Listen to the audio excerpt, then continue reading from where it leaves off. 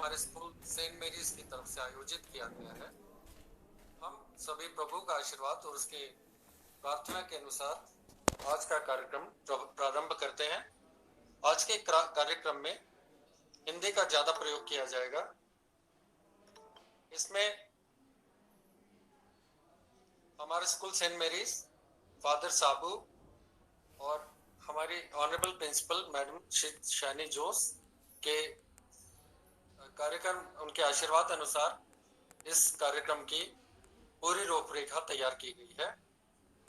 और आज का कार्यक्रम राष्ट्रीय शिक्षा प्रणाली पर आधारित है। यह आज का विषय है, जो कि मुझे अपने स्कूल के बच्चों के पेरेंट्स को, उनको इसके कार्यक्रम के, जो हमारी राष्ट्रीय शिक्षा प्रणाली है उसके अंतर्गत क्या क्या सुविधाएं सरकार की तरफ से दी जा रही हैं छात्रों को, उसके बारे में अवगत कराना मेरा आज का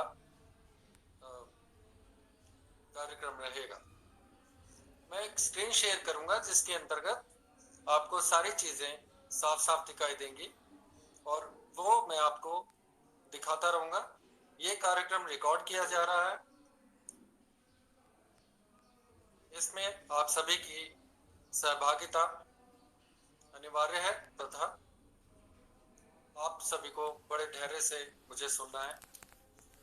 उसके अंत में जब मैं इस कार्यक्रम को एक कंक्लूजन दूंगा, उसके बाद अपने प्रश्न उत्तर भी आप पूछ सकेंगे।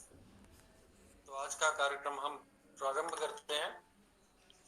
मैं हूं आपका host Rajesh Jaimini, PGT English Saint Mary's school.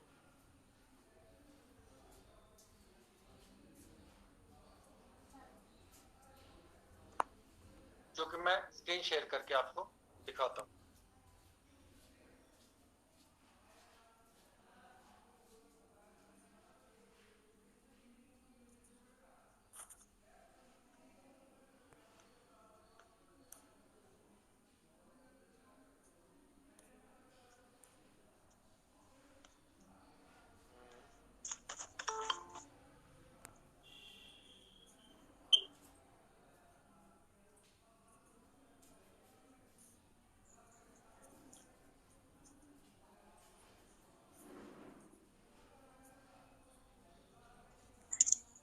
आपको बस 2 मिनट का समय देना होगा।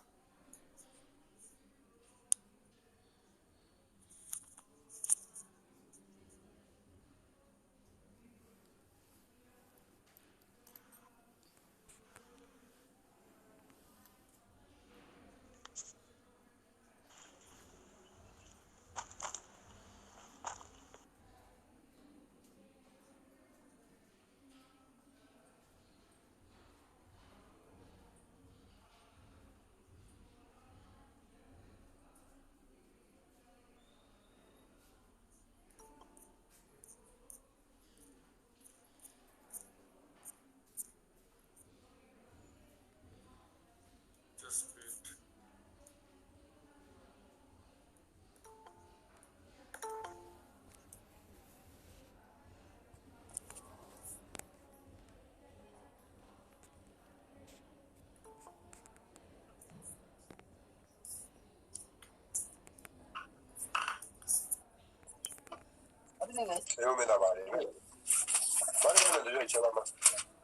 अब कार्यक्रम का प्रारंभ करता हूँ।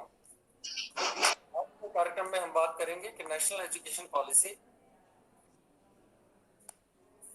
क्या है, उसका उद्देश्य क्या है, नेशनल एजुकेशन पॉलिसी की विशेषताएं क्या हैं, उसके मुख्य तथ्य तथा उसके लाभ आज हम अपनी इस कार्यक्रम के अंदर चर्चा करेंगे। और भी एनईपी, जो नेशनल एजुकेशन पॉलिसी, जो राष्ट्रीय शिक्षा प्रणाली है, शिक्षा नीति है, वो कब से लागू होगी, इसके बारे में भी हम बात करेंगे। तो मैं आरंभ करता हूं सबसे पहले कि नेशनल एजुकेशन पॉलिसी क्या है। एनईपी 2020 में प्रस्तुत की गई, जो कि 2021 में एक नए प्रारूप में तैयार करके आपके समक्ष है। इसका अर्थ है नेशनल एजुकेशन पॉलिसी या राष्ट्रीय शिक्षा नीति 2020-2021 एक नई शिक्षा नीति है, जिसमें कुछ अहम बदलाव के साथ प्रस्तुत किया गया है, जिसमें स्कूली शिक्षा में कुछ महत्वपूर्ण बदलाव के साथ आपके सामने इसके समक्ष रखा गया है, जिसमें आप जानते हैं कि पहले क्या होता था और आज मैं आपको बताने वाला हूं कि आज का स्कूली ढांचा, उसका जो क्लासेस, जो हमारी हमारी कक्षाएं हैं, उसको किस प्रकार से 4 भागों में बांटा गया। मैं बताना चाहूंगा कि राष्ट्रीय शिक्षा प्रणाली के अंतर्गत पहले होता था प्राइमरी, माध्यमिक और उच्चतर माध्यमिक शिक्षा के वर्ग होते थे, मगर इस 3 वर्गों को बदलकर अब स्कूली शिक्षा, जो कि प्राइवेट और गवर्नमेंट स्कूलों के बीच में कोई दूरी ना रखकर, अब सरकारी स्कूलों के अंदर भी प्राइमरी से पहले प्रिपरेटरी स्कूल का इंट्रोडक्शन इस बार किया गया है, जिसमें जो मॉन्टेसरी क्लासेस होती हैं, नर्सरी क्लासेस होती हैं, वो गवर्नमेंट और सरकारी स्कूलों में भी हुआ करेंगे। जो अब तक आप देखते थे सिर्फ प्राइवेट स्कूलों का ही एक भाग होती थी, मगर अब सरकारी स्कूलों में भी होने लगी हैं। इस साल इसको चरणबद्ध तरीके से लागू किया जाए। इनके 4 भाग इस प्रकार हैं। जो बच्चे 3 साल से 6 साल की उम्र तक के बच्चे होते हैं, उनका प्रवेश फाउंडेशनल, जो कि आधारभूत शिक्षा के भाग में रखा गया। 3 वर्ष से 6 वर्ष की आयु तक के जो छात्र होंगे, उनको प्री स्कूल, जो कि आंगनवाड़ी या दूसरे संस्थानों में उनको शिक्षा प्रारंभ किए जा सकती है। उसके बाद प्री स्कूल के बाद फर्स्ट, जो प्रथम कक्षा है, फिर द्वितीय कक्षा है। ये 3 कक्षाएं, प्री स्कूल, फर्स्ट और सेकेंड, इन 3 कक्षाओं में 3 वर्ष से 6 साल की आयु के बच्चे प्रवेश पा सकेंगे। ये है पहला भाग। दूसरा भाग है 3 वर्ष का, जिसे प्रिपरेटरी एजुकेशन, आगे की तैयारी का भाग रखा गया। इसमें 8 वर्ष से लेकर 11 वर्ष तक की आयु के छात्र तीसरी, चौथी तथा 5वीं कक्षा के अंदर प्रवेश पा सकते। 5वीं कक्षा के बाद फिर से 3 साल का एक और भाग है, जिसके अंदर 11 से 14 साल की आयु के छात्र 6ठी, 7वीं, 8वीं कक्षा में प्रवेश पा सकेंगे। इस भाग को माध्यमिक शिक्षा का भाग रखा गया है और इसके अंतिम 4 वर्ष के चरण में ये रखा गया है कि 14 वर्ष से 18 वर्ष की आयु के बच्चे छात्र इसमें 9वीं, 10वीं तथा 11वीं, 12वीं में प्रवेश पा सकेंगे। इस भाग को नाम रखा गया है सेकेंडरी एजुकेशन लेवल। इस प्रकार से नई शिक्षा नीति के अनुसार 4 भागों में स्कूली शिक्षा का चरणबद्ध तरीके से विभाजित किया गया। ऐसा देखा गया है कि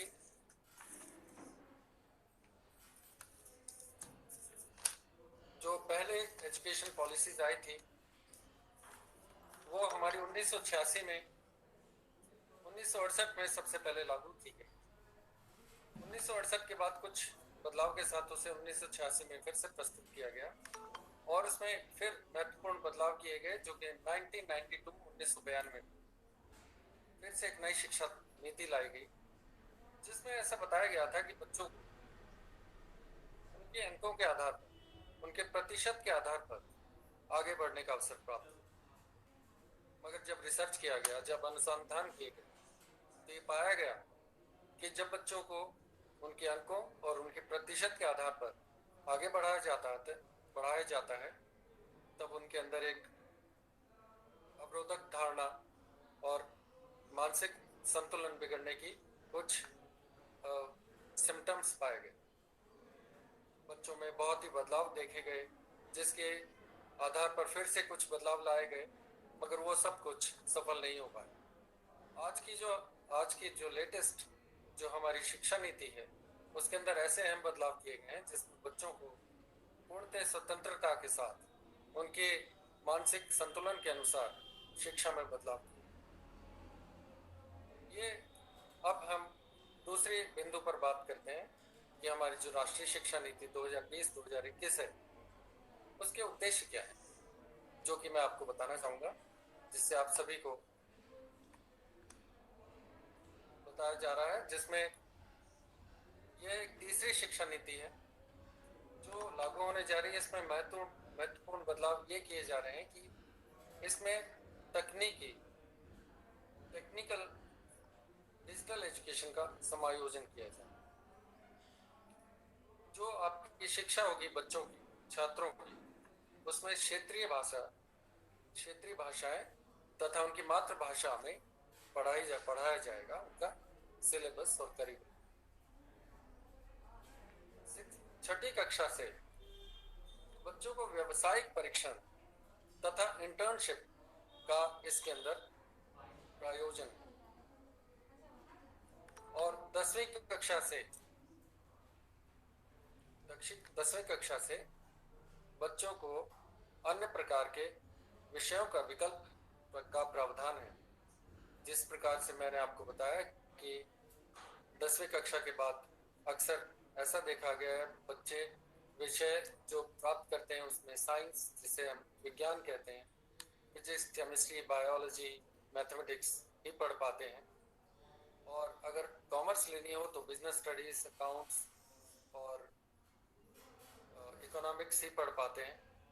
और आर्ट्स अगर वो लेते हैं, ह्यूमैनिटीज, तो उसके अंदर बच्चे हिस्ट्री, ज्योग्राफी, सिविक्स और पॉलिटिकल साइंस, हिंदी, इस प्रकार के विषय ही पा पाते हैं। मगर अब इस शिक्षा नीति के अनुसार इस प्रकार का बदलाव लाया गया है कि जो बच्चा मैथमेटिक्स पढ़ना चाहे, फिजिक्स पढ़ना चाहे और साथ में हिस्ट्री या कॉमर्स पढ़ना चाहे, वो पढ़ सकते हैं।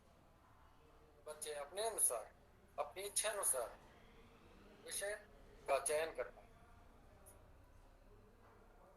और कक्षा 6 से ही कोडिंग, जो कि प्रोग्रामिंग की सुविधा राष्ट्रीय शिक्षा नीति के अनुसार इस साल, अगले साल से लागू हो जाएगी। एक ऑनलाइन वर्चुअल लैब का निर्माण किया जाएगा, जिसमें सभी बच्चों को सर्टिफिकेट, सभी बच्चों को कॉमन रिकॉर्ड के अंदर रखा जाएगा। आपसे निवेदन है कि आप अपना माइक ऑफ कर दीजिए। अनिल मिश्रा, अनिल मिश्रा,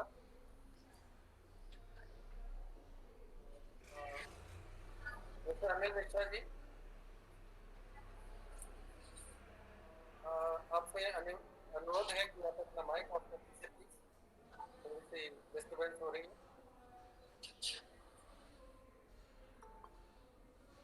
मिस्टर अनिल मिश्रा, और हमारी शिक्षा का सार्वभौमिकरण, विश्व स्तरीय गुणवत्ता, ये भी एक हमारा उद्देश्य है।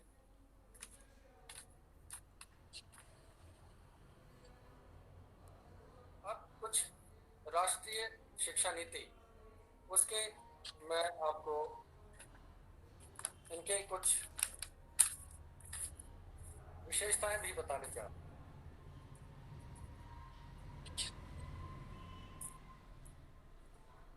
राष्ट्रीय शिक्षा नीति की विशेषताएं कुछ इस प्रकार से हैं कि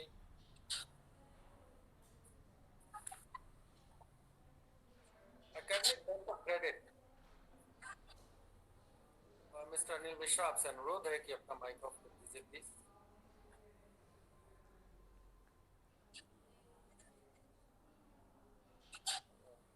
अदरवाइज मुझे आपको रिमूव करना पड़ेगा मीटिंग से, क्योंकि आपकी वजह से थोड़ा डिस्टर्बेंस हो रहा है। आपसे अनुरोध है, अपना माइक ऑफ कर दीजिए please, mister Anil Mishra. Okay, thank you. अब हमारी नेशनल एजुकेशन पॉलिसी, जो कि राष्ट्रीय शिक्षा नीति है, उसके कुछ मुख्य तथ्य तथा विशेषताएं मैं बताना चाह रहा था कि एकेडमिक बैंक ऑफ क्रेडिट बनाया जाएगा, जिसमें बच्चों के सारे रिकॉर्ड्स, उनके मार्क्स और सब उनके डिटेल्स और डेटा और आईडीज एक साथ रखी जाएंगी, जो कि हमारे वर्चुअल लैब के अंदर। पाठ्यक्रम बहुत लचीला बनाया गया है। जैसे मैंने बताया कि साइंस का बच्चा आर्ट्स के विषय भी पढ़ सकेगा, जो बच्चा कॉमर्स या वाणिज्य का बच्चा है साइंस के विषय भी पढ़ पाए। इसके अंदर कुछ बदलाव ये लाए गए हैं। हर जिले में उच्च शिक्षा संस्थान का निर्माण 2030 तक कर दिया जाएगा। इस देश के सभी जिलों में एक उच्च शिक्षा संस्थान का निर्माण किया जाएगा।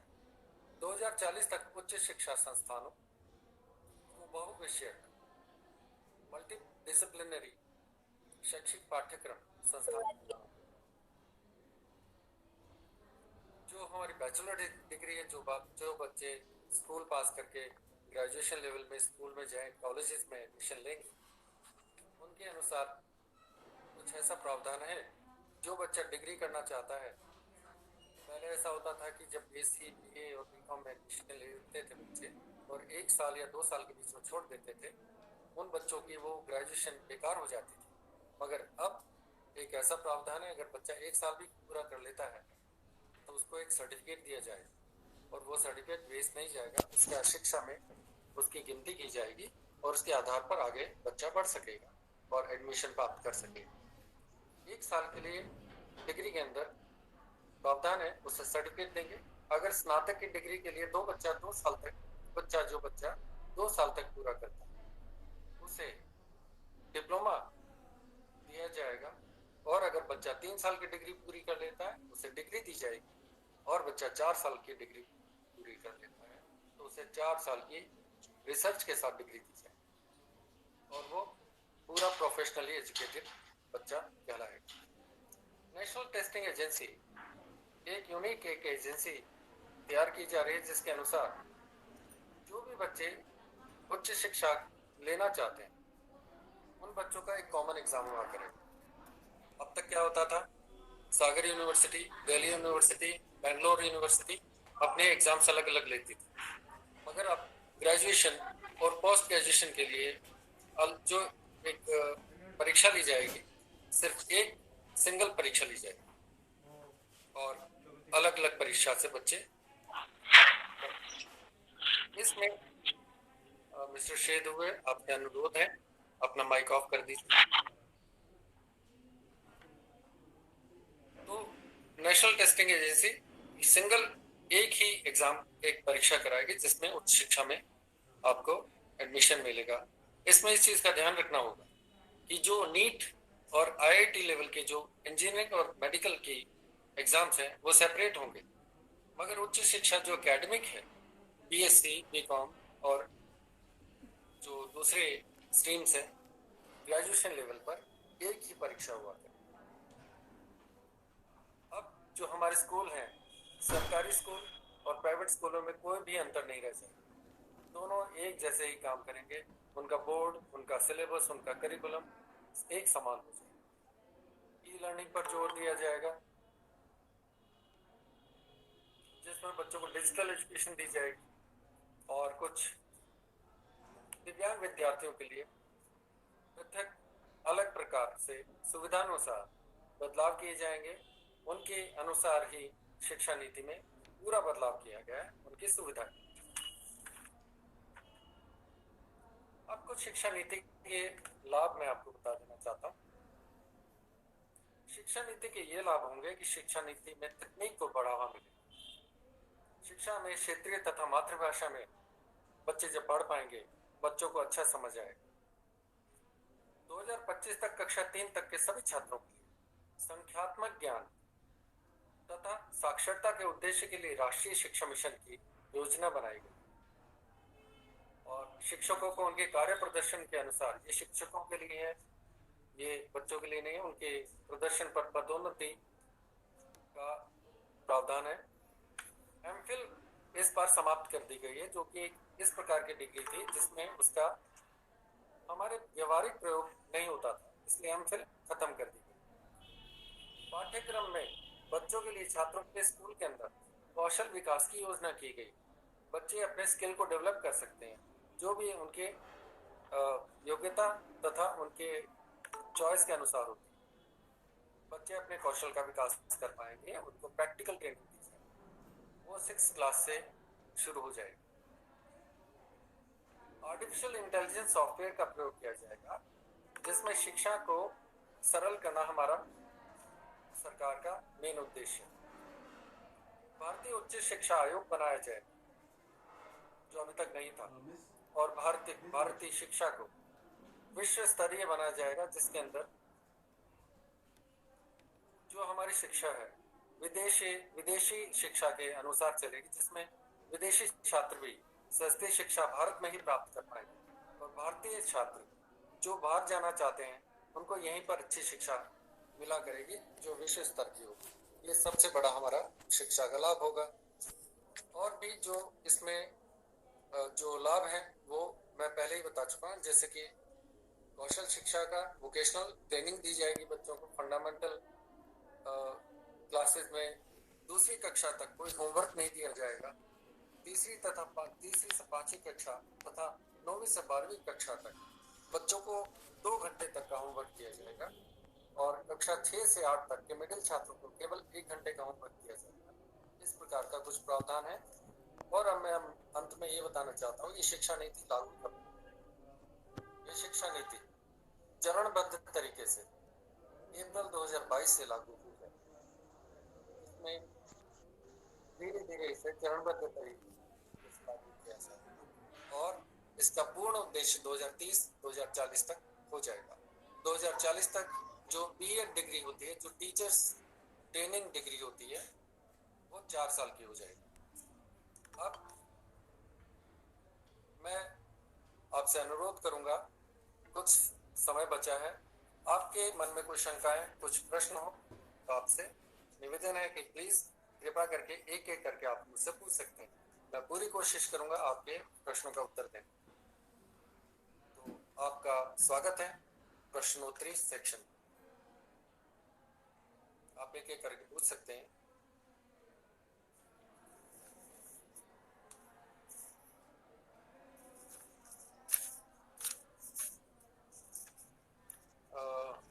हमारे पास 95 पेरेंट्स जुड़े हैं हमारे साथ। कुछ ना कुछ मन में कुछ डाउट्स हो सकते हैं, मेरा ऐसा मानना है, और ये बहुत जरूरी है आप कुछ ना कुछ पूछें मुझसे, मुझे बहुत ही अच्छा लगेगा और ये बहुत ही आवश्यक है। Sir, yes yes sir. Sir, in April 2022 we will giving class 10th exam, so our syllabus will also be changed on that time. Yes बेटे, अप्रैल 2022 से सिलेबस चेंज हो जाएगा। एक्चुअली इसमें मेरे जो आज के सेशन है इसमें हिंदी बोलना अनिवार्य है, इसलिए मैं हिंदी में बात कर रहा हूँ। अप्रैल 2022 से आपका सिलेबस चेंज होने की पूरी आशा है, अथवा चरणबद्ध तरीके से सरकार क्या बदलाव लाती है, उससे क्या लागू होता है, वो आपको पहले अवगत करा दिया जाएगा। इस वक्त ये बताया गया कि कक्षा 6वीं से बदलाव लाए जाएंगे तथा कक्षा नर्सरी से बदलाव लाए जाएंगे, 10th में भी बदलाव आ जाएगा, आपका सिलेबस चेंज हो जाएगा। सर, लेकिन जो हम मार्च में पढ़ेंगे वो तो अलग रहेगा। हाँ बेटे, जो आपका मार्च में पढ़ेंगे आप, अभी उसका सिलेबस फिर नहीं चेंज हो पाएगा। जो बच्चे नए एडमिशन लेकर आएंगे उनके लिए सिलेबस चेंज होगा, आपके लिए नहीं हो पाएगा। Yes sir, thank you sir. Sir 10th board होगी? हाँ बोर्ड होगी, और 10th के बोर्ड साल में 2 बार होंगे, एक बार अक्टूबर या सितंबर में और एक बार मई जून मार्च या अप्रैल। और बोर्ड परीक्षा को बहुत ही आसान बनाया जाएगा, जिसमें बच्चों को कोई परेशानी नहीं आने वाली है। कुछ उसमें बदलाव किए और आपके मन में प्रश्न हो तो आप पूछ सकते हैं। सर यस सर, बीएड के बारे में एक बार फिर से बता दीजिए। हाँ, बीएड 4 साल की हो जाएगी, जो कि अभी इसका प्रावधान नहीं है, कुछ सालों तक 2 साल की रहेगी, मगर 4 साल की शुरू हो चुकी है।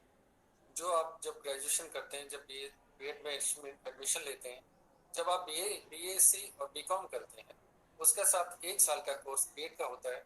मगर जो बच्चे स्पेशली टीचर बनना चाहते हैं वो डायरेक्टली बीएड कर पाएंगे 12वीं क्लास के बाद ग्रेजुएशन में। तो 4 साल की बीएड होगी, ग्रेजुएशन लेवल की, स्नातक लेवल की बीएड होगी और 4 साल की होगी। उसमें स्पेशली आपको टीचिंग का सब्जेक्ट इंक्लूड किया जाएगा फर्स्ट ईयर से। जी सर, धन्यवाद। और एक बात और पूछना चाहूंगी कि सर जो नैतिक शिक्षा है ना, मॉरल साइंस, उस पर विशेष जोर दिया जाए बच्चों के ऊपर जी शुरुआती से। हाँ, इसमें तो है, इसी चीज का प्रावधान है। बच्चों को पूर्णतः डेवलपमेंट किया जाएगा, होलिस्टिक डेवलपमेंट जिसे कहते हैं। उनके बच्चों के आचार विचार तथा उनके जो कैरेक्टर बिल्डिंग है उस पर बहुत ध्यान दिया जाएगा। कैरेक्टर बिल्डिंग में वैल्यू एजुकेशन बहुत ज्यादा उस पर जोर दिया गया है शिक्षा नीति के अनुसार। उनके पूरे आचरण पर नजर रहेगी, टीचर्स की, स्कूल की, आपकी भी, और इसमें पेरेंट्स की सहभागिता बहुत अनिवार्य होगी। आपको समय समय पर मीटिंग्स में आना होगा और अपने विचार प्रस्तुत करने होंगे इस शिक्षा नीति के अनुसार, जिससे बच्चों को जानकारी रहे कि हमारी हर चीज पर नजर पेरेंट्स की, टीचर्स की और सारे स्कूल की है। जी सर। इसीलिए एक अच्छी शिक्षा नीति है। जी, पेरेंट्स का तो इन्वॉल्व होना बहुत ही जरूरी है। जब पेरेंट्स ध्यान देंगे तभी बच्चे आगे बढ़ पाएंगे। बहुत बहुत धन्यवाद सर। जी मैम। और कोई अभिभावक कुछ अपना प्रश्न पूछना चाहें? Good morning sir. Good morning ma'am. Sir मैं ये कहना चाह रही हूँ, जैसे कि इतना ज्यादा सिलेबस दे देते हैं 10th में और उसके बाद होमवर्क भी बहुत ज्यादा दे दिया जाता है, तो बच्चे अच्छे से मतलब वो कर नहीं पाते वर्क, तो कुछ होमवर्क कम किया जाएगा क्या? हाँ मैम, होमवर्क भी कम किया जाएगा, सिलेबस भी रैशनलाइज किया जाएगा। वो रिसर्च की गई है, उसके अनुसार होमवर्क और सिलेबस इतना कर दिया गया है कि बच्चे को कोई परेशानी नहीं। और होमवर्क देने का तरीका बदल देंगे, जिसमें होमवर्क ऐसा नहीं होगा जिसमें पेरेंट्स को ज्यादा परेशानी हो या बच्चों को परेशानी। लगातार वो होमवर्क। जी सर, और जैसे ये कोरोना चल रहा है तो अभी स्कूल खुलने का क्या है, कुछ मतलब है अभी? हाँ मैम, स्कूल अभी इसकी नोटिफिकेशन दी जाएगी। मेरा ऐसा मानना है, मैं अभी अपने पूरे तौर पर नहीं कह सकता, 1 अप्रैल से सीनियर क्लासेस को बुलाया जाएगा, जिसमें 9th 10th 11th 12th तो कंपलसरी है, मगर छोटे बच्चों का भी मुझे कुछ अंदाजा नहीं है कि उनका कब से स्कूल शुरू हो सकता है। मेरे हिसाब से शायद जुलाई में हो पाएगा, जून जुलाई। Thank you sir, thank you sir. Yes बेटे। सर 11th 12th के बच्चों के लिए स्पोर्ट्स करिकुलम की ओर भी थोड़ा ध्यान दिया जाएगा। बिल्कुल दिया जाएगा, वो पूरा करिकुलम आपके सामने ऑनलाइन अवेलेबल है, जो गूगल पे आप देख सकते हैं। नई शिक्षा नीति, नेशनल एजुकेशन पॉलिसी 2021 के अंदर आप देख पाएंगे। स्पोर्ट्स सेक्शन में उस पर खास ध्यान दिया जाएगा, बच्चों के हर प्रकार के डेवलपमेंट में, फिजिकल, मेंटल, कॉग्निटिकल और उनके जो मेंटल लेवल है, होलिस्टिक डेवलपमेंट पर ध्यान। Thank you sir. जी सर, ये कार्यक्रम आज आधे घंटे। Yes sir.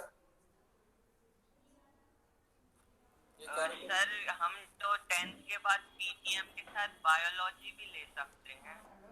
हाँ, बायोलॉजी भी ले सकते हैं आप, हिस्ट्री भी ले सकते हैं, पॉलिटिकल साइंस भी ले सकते हैं, बिजनेस स्टडीज भी ले सकते हैं। उसका पूरा एक करिकुलम आपको ऑनलाइन अवेलेबल मिल जाएगा, पर इसका डिटेल आपको ऑनलाइन मिल सकता है। सर लेकिन हमारे स्कूल में 8 सब्जेक्ट तो अवेलेबल नहीं है।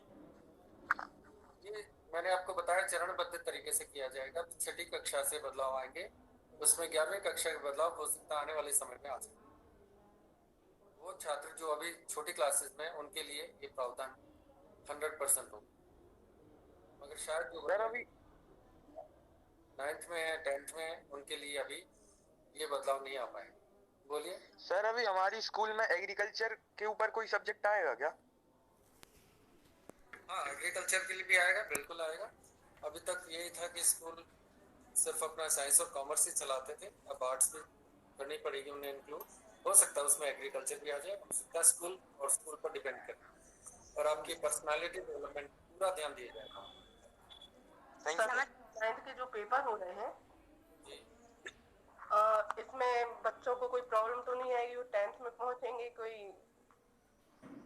मैम 10th के 9th के जो बच्चे हैं उनके लिए अभी शिक्षा नीति के अनुसार कोई बदलाव नहीं है, जब तक वो ग्रेजुएशन नहीं पहुंचते, क्योंकि जब तक वो पहुंचेंगे तब तक ये 10th का बदलाव नहीं आ पाएगा। उनको तो अभी इसी शिक्षा नीति के अनुसार सब्जेक्ट मिलेंगे, साइंस, कॉमर्स और आर्ट्स के। मगर जो बच्चे 6ठी 7वीं 8वीं के, उनके लिए वो बदलाव आ पाएगा जब तक वो 10th पहुंचेंगे 10th तक, तब उनको इस प्रकार की फैसिलिटी मिलेगी। नहीं सर, मेरे कहने का ये मतलब है कि 9th के जो पेपर हो रहे हैं इनके, ये लोग 10th में पहुंच जाएंगे, कोई इसमें सप्लीमेंट्री या फेल होने का कोई प्रोग्रेस तो नहीं है, क्योंकि इस बार अच्छे से पढ़ाई तो हो नहीं पाई है बच्चों की। मैम इस बारे में मैं ठीक से आंसर नहीं दे पाऊंगा, ये हमारे प्रिंसिपल मैडम के या उन्होंने कुछ डिसाइड किया हो तो पता नहीं। मैं इस बारे में आंसर देने में असमर्थ हूँ क्योंकि मैं एक टीचर हूँ और हमें तो ये बताया गया है कि जिस प्रकार से बच्चों ने किया है उसके अनुसार उनके मार्क्स के आधार पर ही उन्हें पास या फेल किया जाएगा। और बाकी स्कूल का जो स्कूल और स्कूल के प्रिंसिपल और उनके मैनेजमेंट क्या डिसाइड करते हैं उसके बारे में हमें कुछ नहीं बताया गया है। हम उनके सामने लिस्ट दे देंगे कि ये बच्चे के ये मार्क्स आए, अब क्या करना है वो हमें शायद guideline. Good morning sir. Good morning. और मेरी इसमें उम्मीद है, मुझे अच्छा लगा आपसे फेस टू फेस बात करके और बहुत अच्छा आपसे बात हो रही है। तो हमारी पूरी कोशिश है बच्चे अच्छा पढ़ें और पास हो, ये हमारी उम्मीद भी है और अपेक्षा रखते हैं आपसे। Okay sir. Sir do you know me? Why not? Why not? You are good student, one of my good students. Thank you sir. Good morning sir. Good morning. तो आज का कार्यक्रम का मैं आज अंत करना चाहूँगा और मैं आप सभी का सबसे पहले प्रथम मैं हमारे स्कूल मैनेजमेंट का धन्यवाद करना चाहूँगा जिन्होंने मुझे मौका दिया जिसमें मैं आपसे इंटरेक्ट कर पाया, और फादर साबू का मैं धन्यवाद करता हूँ और प्रिंसिपल मैडम का धन्यवाद करता हूँ। Good morning sir. Good morning बेटे। जिनके आशीर्वाद के अनुसार मैं इसका सफल कार्यक्रम का प्रसारण कर पाया, और सभी छात्रों का धन्यवाद करता हूं जिन्होंने अपने माता पिता की सहायता की इस कार्यक्रम को सफल बनाने में, और उन सभी अभिभावकों का मैं धन्यवाद करना चाहूँगा जिन्होंने इस कार्यक्रम को मेरे कार्यक्रम को बड़े ध्यान से सुना और इस राष्ट्रीय शिक्षा नीति के बारे में समझा और जाना। और आपसे फिर मुलाकात होगी। आप सभी को शुभ दिन और शुभकामनाएं। आपको नमस्कार। Thank you sir. Thank you so much. Thank you sir. पहले आपको छोटी सी सूचना ये देना चाहूँगा कि अभिभावकों से ये निवेदन है कि आप माइक को ऑफ रखेंगे तो ज़्यादा सहायता होगी आपकी। तथा आज मैं राष्ट्रीय शिक्षा नीति के कार्यक्रम को आरंभ करता हूँ।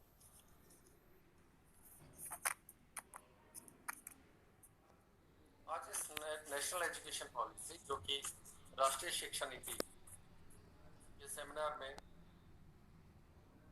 मैं कुछ बिंदु रखना चाहूँगा जिसमें सबसे पहले आपको ये बताया जाएगा राष्ट्रीय शिक्षा प्रणाली क्या है, राष्ट्रीय शिक्षा नीति 2021 क्या है, राष्ट्रीय शिक्षा नीति के उद्देश्य क्या है, इसकी विशेषताएं, इसके मुख्य तथ्य तथा इसके लाभ क्या है।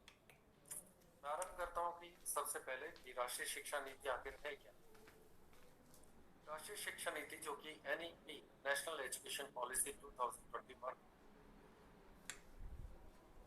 जो हमारे देश में लागू होने जा रही है, एक नई शिक्षा नीति है जिसमें पिछली शिक्षा नीतियों में अहम बदलाव के साथ प्रस्तुत किया गया।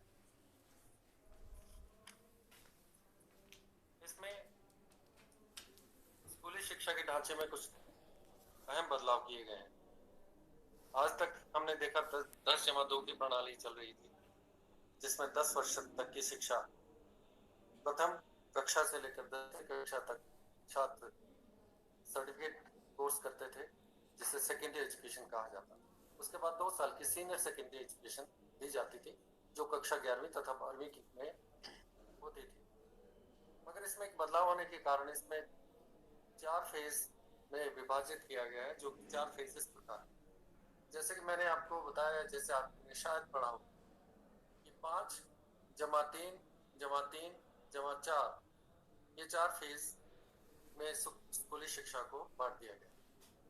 पहले 5 फेज हैं जिसमें आधारभूत शिक्षा जिसे प्रिपरेटरी एजुकेशन या फाउंडेशनल एजुकेशन या आधारभूत शिक्षा का नाम दिया गया है। इसमें 5 कक्षाएं शामिल हैं जिसमें प्री स्कूल जो कि आंगनवाड़ी तथा सरकारी स्कूलों के अंदर अटैच्ड आंगनवाड़ी या किसी प्रकार का एक पर्टिकुलर सेक्शन बनाया जाए, वो प्री स्कूल कहलाएगा, जिसमें 3 वर्ष से आयु के और 6 वर्ष की आयु तक के बच्चे शिक्षा प्राप्त कर सकें।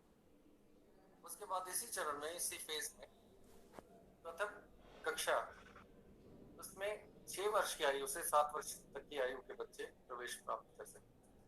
जैसे कि अभी भी ऐसा ही होता है कि पहली कक्षा में बच्चों को 6 वर्ष की आयु में प्रवेश मिलता है। उसके बाद द्वितीय कक्षा है, जो कि इस फेज का एक पार्ट होगा। दूसरा फेज जिसमें इस ढांचे में बदलाव किया है, दूसरा फेज इसमें बताया गया है, जिसमें 8 वर्ष की आयु के से लेकर 11 वर्ष तक की आयु के बच्चे सकेंगे, और इसमें कक्षाएं आती हैं 3री, 4थी तथा 5वीं। इसे प्रिपरेटरी एजुकेशन का नाम दिया गया है, और इसमें आगे की तैयारी बच्चों को करवाई जाएगी।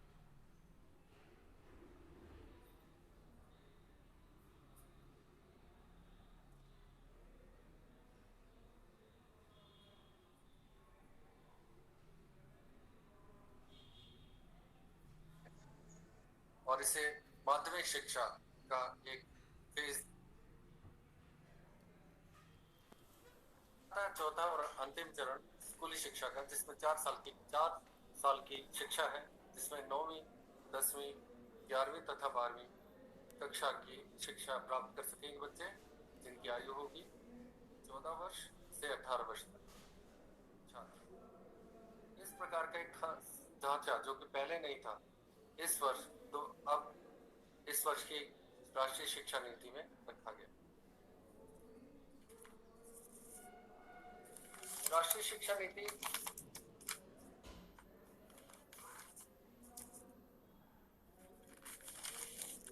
इसके में कुछ एक उद्देश्य में, जो भारतीय शिक्षा नीति में जो रखा गया है, वो है भारत को वैश्विक महाशक्ति बनाना और शैक्षिक गुणवत्ता विश्व स्तर की बनाना।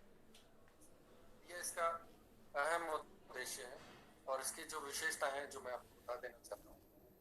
NEP 2020 एक 3री शिक्षा नीति है, जो लागू होने जा रही है, और इसमें महत्वपूर्ण बदलाव जो किए जा रहे हैं, उनमें कई बातें शामिल है, जिसमें नई तकनीक का समाहित होना, जो कि डिजिटल एजुकेशन को बढ़ावा दिया जाए। इसमें क्षेत्रीय भाषाओं का समायोजन भी किया गया है। छात्रों को जो खास तौर से जो आधारभूत शिक्षा तथा जो प्रिपरेटरी एजुकेशन क्लास कक्षा 5वीं तक दी जाएगी, उनकी मातृभाषा या क्षेत्रीय भाषा में उनको शिक्षा दी जाएगी, ताकि उनकी समझ में अच्छा आए और वो अच्छी तरह से शिक्षा प्राप्त कर सके। कक्षा 6 से व्यावसायिक परीक्षण तथा इंटर्नशिप की भी इसमें योजना है, और 10वीं से अनेक विषय विकल्प का भी प्रावधान है, जिसमें बच्चे छात्र 10वीं कक्षा के बाद ऐसे कॉम्बिनेशन विषय का प्राप्त कर सकते हैं, जिसमें एक उदाहरण के तौर पर मैं आपको बताना चाहूँगा। अगर कोई छात्र फिजिक्स पढ़ना चाहता है और साथ में हिस्ट्री भी पढ़ना चाहता है, जो कि एक आर्ट्स या ह्यूमैनिटीज का सब्जेक्ट है, वो भी ले पाएगा। कोडिंग, जो कि प्रोग्रामिंग लैंग्वेज होती है, कक्षा 6 से ही शुरू हो जाएगी,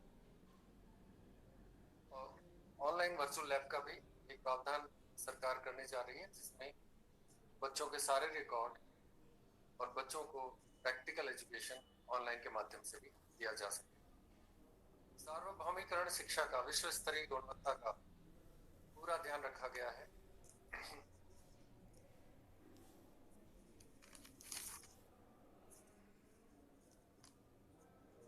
और अब राष्ट्रीय शिक्षा नीति 2021 के कुछ मुख्य तथ्य मैं आपके समक्ष रखना चाहूंगा, जिसमें सबसे पहले इसमें है कि academic bank of credit. Academic bank of credit का अर्थ है कि बच्चों के जितने भी सर्टिफिकेट्स, जितने भी उनका रिकॉर्ड, मार्क्स और उनकी डिटेल, उनका बेसिक डेटा, सब कुछ एक सेंट्रल डिपॉजिटरी, एक लैब के अंदर संयोजित रखा जाएगा, जिसके अंदर वो कभी भी उसे एक पासवर्ड के माध्यम से उसे रिट्रीव कर सकते हैं, उसे प्राप्त कर सकते हैं।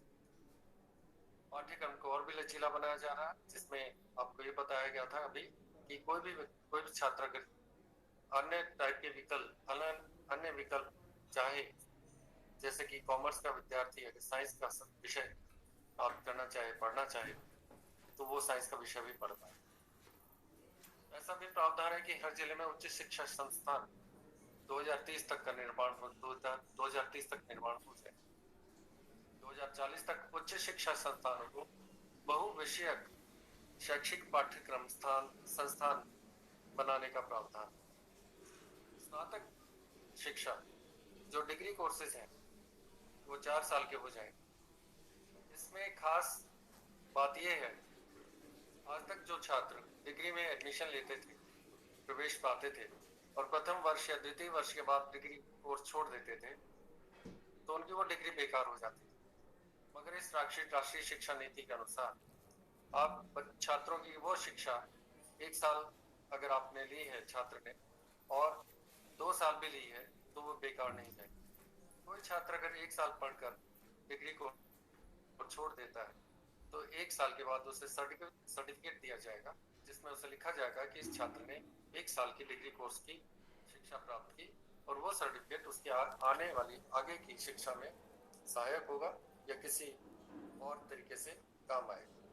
अगर कोई छात्र 2 साल में डिग्री कोर्स छोड़ देता है तो 2 साल के बाद उसे डिप्लोमा दिया जाएगा और वो डिप्लोमा उसकी आने वाली शिक्षा में सहायक होगा।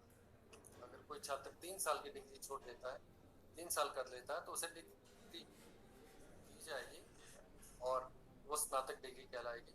और कोई छात्र पूरे 4 साल कर लेता है तो उसमें रिसर्च डिग्री के साथ से इंटर्नशिप के साथ पूरी डिग्री वो प्राप्त कर सकेगी। तो इस प्रकार से हमारी जो स्नातक शिक्षा है, जो स्कूली शिक्षा की बात दी जाएगी, उसका बहुत ही अहम बदलाव किया गया। नेशनल टेस्टिंग एजेंसी, एक राष्ट्रीय टेस्टिंग एजेंसी का स्थापना की जाएगी, जिसमें जो छात्र एकेडमिक शिक्षा प्राप्त करना चाहते हैं उनके लिए कॉमन एग्जाम होगा। जैसे कि आजकल अलग अलग यूनिवर्सिटीज अपना अपना एग्जाम लेती हैं, अपना अपना एक टेस्ट लेती हैं, मगर इस बार इस शिक्षा नीति के अनुसार एक कॉमन टेस्ट लिया जाएगा। अलग अलग यूनिवर्सिटीज को अपना टेस्ट नहीं दिया जाएगा छात्रों को, और वो एक ही कॉमन टेस्ट के द्वारा किसी भी यूनिवर्सिटी में छात्र प्रवेश पा सकेंगे। स्कूली शिक्षा जिसमें सरकारी तथा प्राइवेट स्कूल एक समान हो जाएंगे, जिसमें जितने भी कोर्सेज, जितना भी सिलेबस, जो भी उनका पाठ्यक्रम है, एक समान हो जाएगा। उनके जितने भी नंबर, जितने भी आयु के छात्र, जिस प्रकार से नर्सरी में एडमिशन सरकारी स्कूलों में नहीं होता था, अब सरकारी स्कूलों में भी वही ढांचा जो 5+3+3+4 ढांचा प्राइवेट में है, वही ढांचा सरकारी स्कूलों में भी हो जाएगा। ई लर्निंग सुविधा पर ज्यादा जोर दिया जाएगा, जिसमें छात्रों को टेक्नोलॉजी और टेक्नोलॉजी का प्रयोग करके उनको पढ़ाया जाएगा। जिस प्रकार से ई लर्निंग आप देखते हैं कई स्कूलों में, आपने देखा होगा कि डिजिटल बोर्ड होता है और उसमें स्पीकर लगे होते हैं और टच स्क्रीन लगी होती है, उसके माध्यम से छात्रों को पढ़ाया जाए, उस पर ज्यादा। दिव्यांग विद्यार्थियों की सुविधानुसार अहम बदलाव के साथ पृथक संस्थान तथा पृथक पाठ्यक्रम का प्रावधान है। उनकी सुविधानुसार उनको पढ़ाया जाएगा। अब कुछ मैं आपको इस राष्ट्रीय शिक्षा नीति 2020-2021 के कुछ लाभ बताना चाहूंगा, जिसमें प्रथम ये लिखा है कि शिक्षा में तकनीकी को बढ़ावा देना उसका उद्देश्य है। शिक्षा में क्षेत्रीय तथा मातृभाषा का समायोजन है, जिसके माध्यम से छात्रों को शिक्षा प्रदान की जाएगी। 2025 तक कक्षा 3 के सभी छात्रों के लिए संख्यात्मक ज्ञान तथा साक्षरता के उद्देश्य के लिए राष्ट्रीय मिशन की योजना बनाई जा रही है। साथ में ये भी लिखा है कि शिक्षकों को उनके कार्य प्रदर्शन पर पदोन्नति का प्रावधान है और बीएड को 4 वर्ष की अनिवार्यता कर दी गई है। बीएड 4 साल की हो जाएगी, जिसमें चौथा वर्ष इंटर्नशिप का कहलाएगा। राष्ट्रीय शिक्षा नीति के अनुसार एमफिल को समाप्त कर दिया जाएगा, जो कि अभी इसका कार्यक्रम चल रहा है। पाठ्यक्रम में कौशल विकास को प्राथमिकता दी जाएगी। बच्चों को कौशल विकास किया जाएगा ताकि वो प्रैक्टिकल एजुकेशन ज्यादा प्राप्त कर सके। आर्टिफिशियल इंटेलिजेंस सॉफ्टवेयर का भी प्रयोग शिक्षा को सरल बनाने में मददगार होगा, जो भी शिक्षा में एक और इस प्रकार का प्रावधान है। उनकी परीक्षा के रूपरेखा बदल दी गई है, जो कि राष्ट्रीय शिक्षा नीति के अनुसार चरणबद्ध तरीके से लागू की जाएगी। भारतीय उच्च शिक्षा आयोग बनाया जाएगा, जिसमें सभी छात्रों को और जितना भी हमारे शैक्षिक संस्थान और जितने भी डिस्प्यूट्स वगैरह होंगे उसके अधीन सभी डिस्प्यूट का निपटारा किया जाए। और भी कुछ इसमें साथ में बातें हैं, जिसमें माध्यमिक स्तर से विदेशी भाषा को सीखने के भी विकल्प दिए जाए। विदेशी भाषा के विकल्प कक्षा 6वीं से ही स्टार्ट हो जाए। और कुछ ऐसा भी एक प्रावधान है कि जो फंडामेंटल एजुकेशन है, जिसमें दूसरी कक्षा तक बच्चों को घर के लिए गृह कार्य का बिल्कुल किसी भी प्रकार का गृह कार्य नहीं दिया। कक्षा 3 से 5 और कक्षा 9वीं से 12वीं तक के छात्रों को 2 घंटे का होमवर्क देने का प्रावधान, और कक्षा 6 से 8 मिडिल स्कूल जो माध्यमिक शिक्षा के छात्र होंगे उनको केवल 1 घंटे का होमवर्क देने का प्रावधान। और ये राष्ट्रीय शिक्षा नीति शायद आप जानना चाहेंगे कि कब से लागू। सरकारी सूत्रों के अनुसार राष्ट्रीय शिक्षा नीति 2021 ये 2022 में अप्रैल से लागू होने जा रही है, चरणबद्ध तरीके से।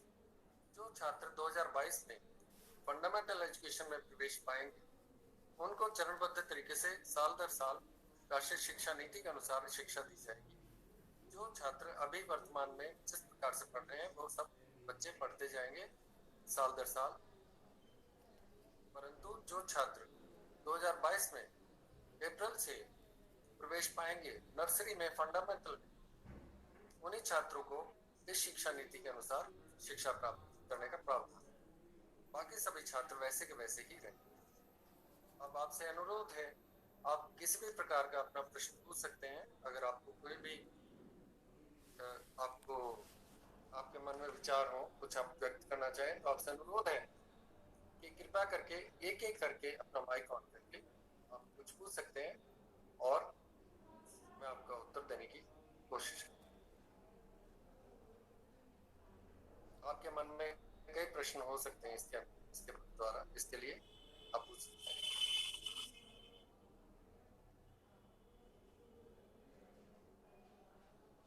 आपसे रिक्वेस्ट है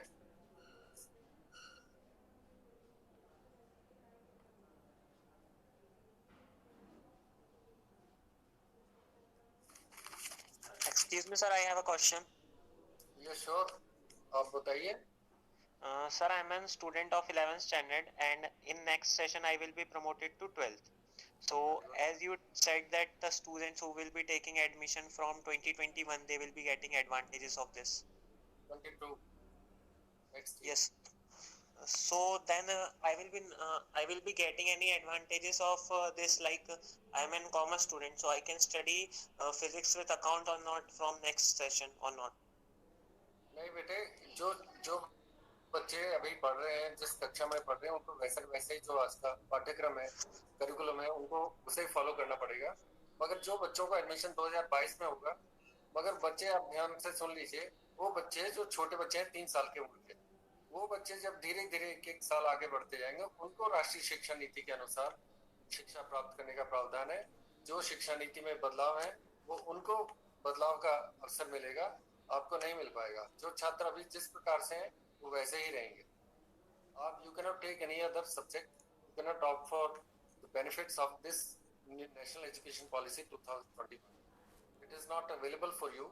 It is available just for all the students who are taking admission next year in preparatory foundational courses, foundational classes, nursery, that is called preparatory beginners. So you are not toddler, you are 11th class students.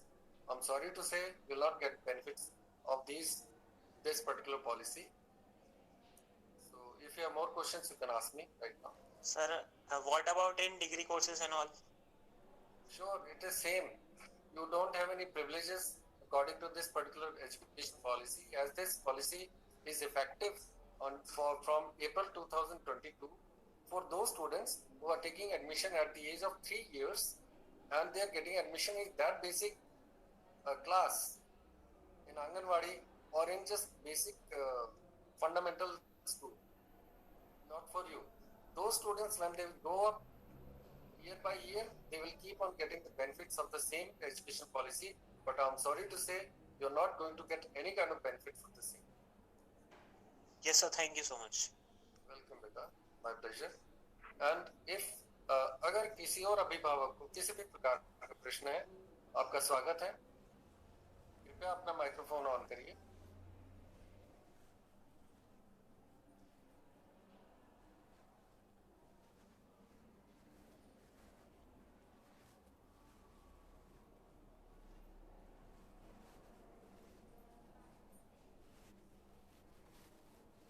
मुझे आशा है कि और भी आपके मन में प्रश्न होंगे, और बहुत सारे प्रश्न हैं राष्ट्रीय शिक्षा नीति से, और आप जान पाएंगे और इसके बारे में. और मुझे उम्मीद है कि मैं आपके प्रश्न का उत्तर दूंगा, पूर्णतः आपको संतुष्ट करने की चेष्टा करूंगा. आप कृपया मीटिंग ना छोड़ें, आप बने रहें. अगर आपके प्रश्न नहीं भी हैं तो भी आप, तो अब मैं कोशिश करता हूं कि कोई और प्रश्न पूछें तो मैं उनका उत्तर दूं.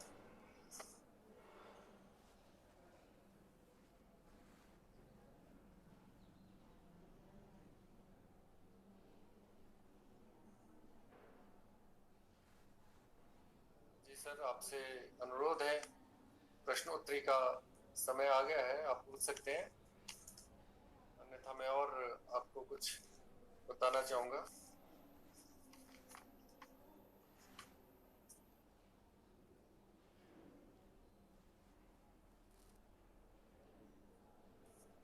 जी, मैं आपको फिर से इसको दोहरा देता हूँ ताकि आपके मन में कोई शंका ना रहे. और कारण इसका एक और है कि आप सभी को इसका जानना बहुत आवश्यक है. राष्ट्रीय शिक्षा नीति के अनुसार ऐसा भी बताया गया है कि इसमें अभिभावक गण, छात्र, शिक्षक, संस्थान के मैनेजमेंट सभी को राष्ट्रीय शिक्षा नीति में इन्वॉल्व होना बहुत आवश्यक है. इसमें हम सब एक जाल में एक नेटवर्क बनाएंगे जिसके अनुसार छात्रों के भविष्य को सुनहरा बनाने का हमारा पूरा योगदान रहेगा, जिसमें खास तौर से अब तक अभिभावक का रोल बहुत कम होता था, उनका एक पार्ट कम होता था, मगर अब हर प्रकार से अभिभावक का भी बिल्कुल पूरा सहयोग एक अपेक्षित है. और अभिभावकों को समय समय पर हर प्रकार की जानकारी छात्रों के बारे में दी जाएगी. छात्रों की जानकारी देना राष्ट्रीय शिक्षा नीति का अभी से आरंभ हो चुका है, और सभी अभिभावकों को इसके बारे में जागरूक होना आवश्यक है. और मैं इसके बारे में थोड़ा सा दोहरा देता हूँ, जो कि एक बहुत ही आवश्यक है, जिसमें आपको याद रखना है कि शिक्षा नीति आखिर क्या है, जो कि आपके बालकों के लिए बहुत ही फायदेमंद साबित होने जा रही है. शिक्षा नीति में स्कूली ढांचे में जो बदलाव किया जा रहा है वो इस प्रकार है, जैसे कि 10+2 पद्धति अभी तक चल रही थी, उस पद्धति को थोड़ा सा बदल कर 10+2 के स्थान पर 5+3+3+4 कर दिया गया. 10+2 का अर्थ ये था कि कक्षा 1 से लेकर 10वीं तक तथा 11वीं और 12वीं 2 साल की शिक्षा 10+2 कहलाती थी. मगर अब इसको बदलकर 5+3+3+4 कर दिया गया है. वो इस अनुसार किया गया है कि कक्षा पहली और दूसरी के साथ 3 साल की कक्षाएं और जोड़ दी गई हैं.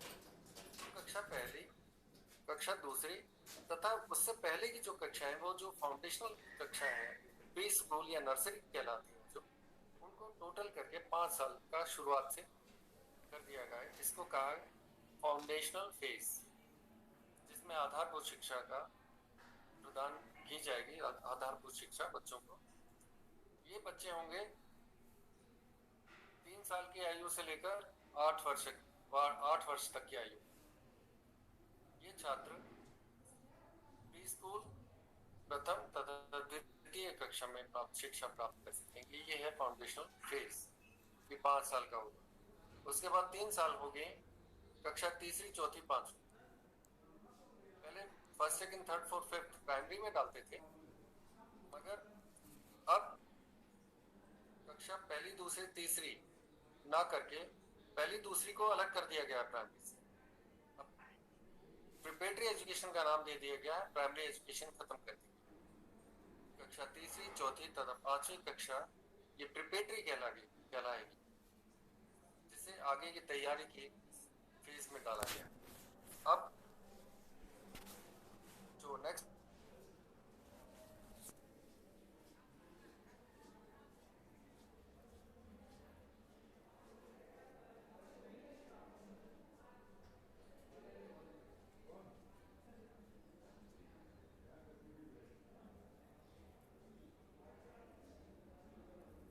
माध्यमिक के बाद 4 साल में 9वीं, 10वीं, 11वीं तथा 12वीं, ये 4 साल की अलग से सेकेंडरी एजुकेशन का नाम दिया गया।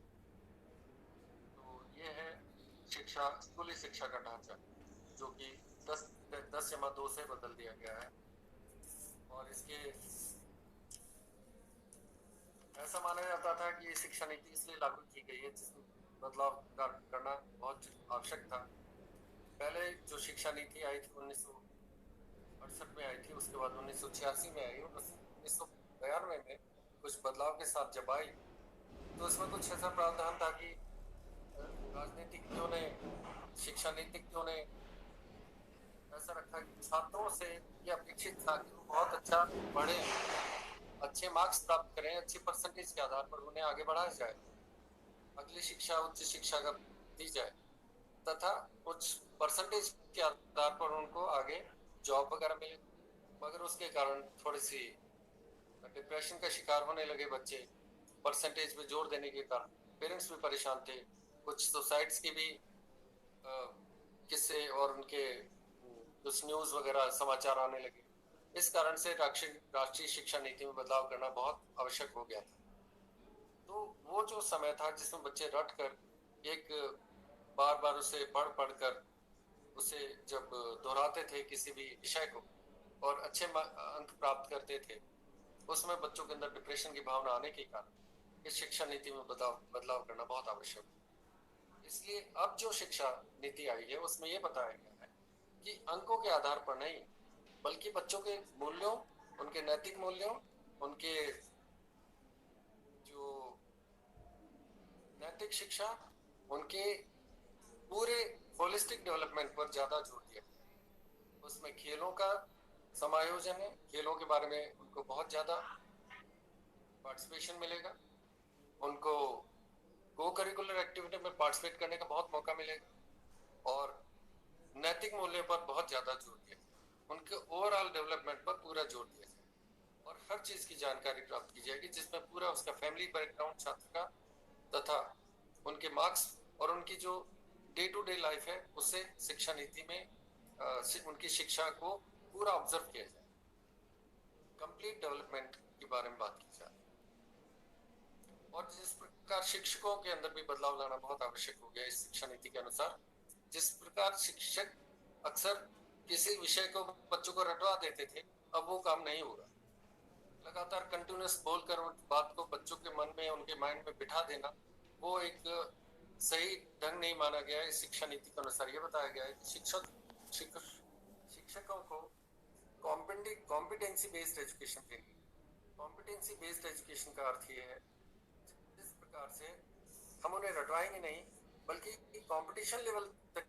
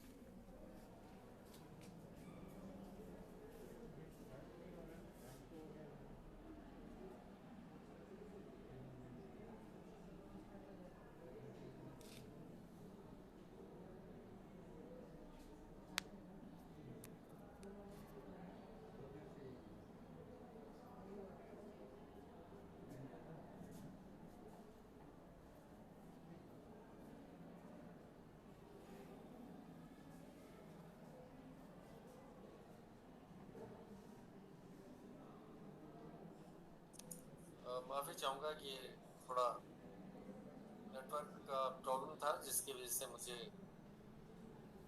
कुछ तकनीकी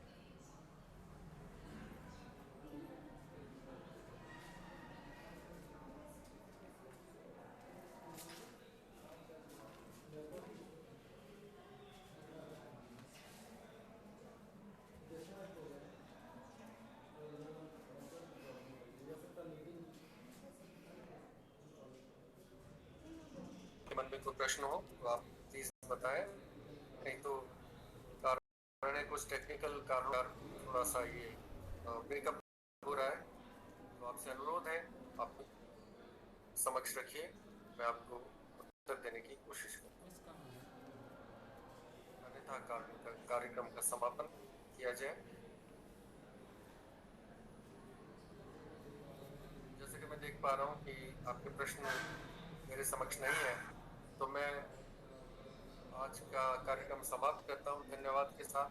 सभी अभिभावकों का धन्यवाद, उन सभी छात्रों का धन्यवाद जिन्होंने अपने अभिभावकों के लिए इस कार्यक्रम में भाग लेने में सहायता की। मैं आप सभी का तहे दिल से धन्यवादी हूँ, तथा इस हमारे मैनेजमेंट फादर साबू तथा हमारी माननीय श्रीमती शैनी जोश प्रिंसिपल मैडम, उनका मैं तहे दिल से धन्यवाद करता हूँ, जिन्होंने मुझे इस कार्यक्रम को प्रायोजित करने में अपनी मदद की और मुझे सहायता की। सो आप सभी का धन्यवाद। अब मैं कार्यक्रम का समाप्त करता हूँ। धन्यवाद।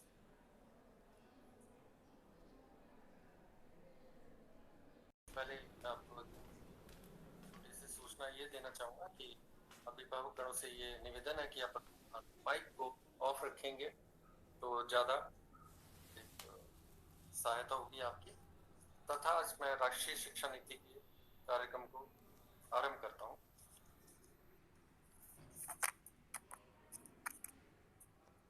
आज इस नेशनल एजुकेशन पॉलिसी, जो कि राष्ट्रीय शिक्षा नीति के सेमिनार में मैं कुछ बिंदु रखना चाहूँगा, जिसमें सबसे पहले आपको ये बताया जाएगा राष्ट्रीय शिक्षा प्रणाली क्या है, राष्ट्रीय शिक्षा नीति 2021 क्या है, राष्ट्रीय शिक्षा नीति के उद्देश्य क्या है, इसकी विशेषताएं, इसके मुख्य तथ्य तथा इसके लाभ क्या है। प्रारंभ करता हूं कि सबसे पहले कि राष्ट्रीय शिक्षा नीति आखिर है क्या। राष्ट्रीय शिक्षा नीति जो कि NEP नेशनल एजुकेशन पॉलिसी 2021 जो हमारे देश में लागू होने जा रही है, ये एक नई शिक्षा नीति है जिसमें पिछली शिक्षा नीतियों में अहम बदलाव के साथ प्रस्तुत किया गया। इसमें स्कूली शिक्षा के ढांचे में कुछ अहम बदलाव किए गए हैं। आज तक हमने देखा 10-2 की प्रणाली चल रही थी, जिसमें 10 वर्ष तक की शिक्षा प्रथम कक्षा से लेकर 10वीं कक्षा तक छात्र सर्टिफिकेट कोर्स करते थे, जिसे सेकेंडरी एजुकेशन कहा जाता। उसके बाद 2 साल की सीनियर सेकेंडरी एजुकेशन दी जाती थी, जो कक्षा 11वीं तथा 12वीं में होती थी। मगर इसमें एक बदलाव होने के कारण इसमें 4 फेज में विभाजित किया गया है, जो 4 फेज इस प्रकार है। जैसे कि मैंने आपको बताया, जैसे आपने शायद पढ़ा हो कि 5 जमा 3 जमा 3 जमा 4 ये 4 फेज में स्कूली शिक्षा को बांट दिया गया। पहले 5 फेज हैं, जिसमें आधारभूत शिक्षा, जिसे प्रिपरेटरी एजुकेशन या फाउंडेशनल एजुकेशन या आधारभूत शिक्षा का नाम दिया गया है। इसमें 5 कक्षाएं शामिल हैं, जिसमें प्री स्कूल जो कि आंगनवाड़ी तथा सरकारी स्कूलों के अंदर अटैच्ड आंगनवाड़ी या किसी प्रकार का एक पर्टिकुलर सेक्शन बनाया जाए, वो प्री स्कूल कहलाएगा, जिसमें 3 वर्ष से आयु के और 6 वर्ष की आयु तक के बच्चे शिक्षा प्राप्त कर सकें। उसके बाद इसी चरण में, इसी फेज में प्रथम कक्षा, उसमें 6 वर्ष की आयु से 7 वर्ष तक की आयु के बच्चे प्रवेश प्राप्त कर सकें। जैसे कि अभी भी ऐसा ही होता है कि पहली कक्षा में बच्चों को 6 वर्ष की आयु में प्रवेश मिलता है। उसके बाद द्वितीय कक्षा है, जो कि इस फेज का एक पार्ट होगा। दूसरा फेज जो जिसमें इस ढांचे में बदलाव किया है, दूसरा फेज इसमें बताया गया है, जिसमें 8 वर्ष की आयु के से लेकर 11 वर्ष तक की आयु के बच्चे सकेंगे, और इसमें कक्षाएं आती हैं 3री, 4थी तथा 5वीं। इसे प्रिपरेटरी एजुकेशन का नाम दिया गया है, और इसमें आगे की तैयारी बच्चों को करवाई जाएगी।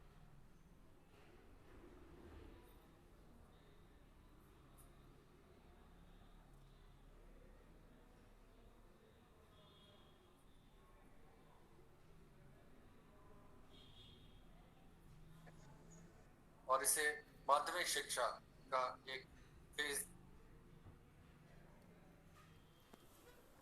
चौथा और अंतिम चरण स्कूली शिक्षा का, जिसमें 4 साल की शिक्षा है, जिसमें 9वीं, 10वीं, 11वीं तथा 12वीं कक्षा की शिक्षा प्राप्त कर सकेंगे बच्चे, जिनकी आयु होगी 14 वर्ष से 18 वर्ष तक छात्र। इस प्रकार का एक ढांचा जो कि पहले नहीं था, इस वर्ष तो अब इस वर्ष की राष्ट्रीय शिक्षा नीति में रखा गया।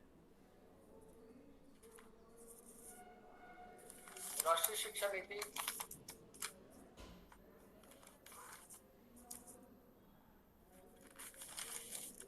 इसके में कुछ एक उद्देश्य में जो भारतीय शिक्षा नीति में जो रखा गया है, वो है भारत को वैश्विक महाशक्ति बनाना और शैक्षिक गुणवत्ता विश्व स्तर की बनाना। ये इसका अहम उद्देश्य है, और इसकी जो विशेषता है जो मैं आपको बता देना चाहता हूँ। NEP 2020 एक 3री शिक्षा नीति है जो लागू होने जा रही है, और इसमें महत्वपूर्ण बदलाव जो किए जा रहे हैं उनमें कई बातें शामिल हैं, जिसमें नई तकनीक का समाहित होना, जो कि डिजिटल एजुकेशन को बढ़ावा दिया जाए। इसमें क्षेत्रीय भाषाओं का समायोजन भी किया गया है।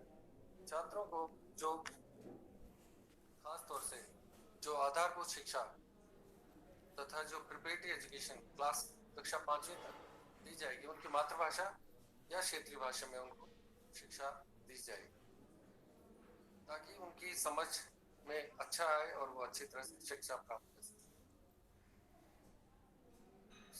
कक्षा 6 से व्यावसायिक परीक्षण तथा इंटर्नशिप की भी इसमें योजना है, और 10वीं से अनेक विषय विकल्प का भी प्रावधान है, जिसमें बच्चे छात्र 10वीं कक्षा के बाद ऐसे कॉम्बिनेशन विषय का प्राप्त कर सकते हैं, जिसमें एक उदाहरण के तौर पे मैं आपको बताना चाहूँगा। अगर कोई छात्र फिजिक्स पढ़ना चाहता है और साथ में हिस्ट्री भी पढ़ना चाहता है, जो कि एक आर्ट्स या ह्यूमैनिटीज का सब्जेक्ट है, वो भी ले पाएगा।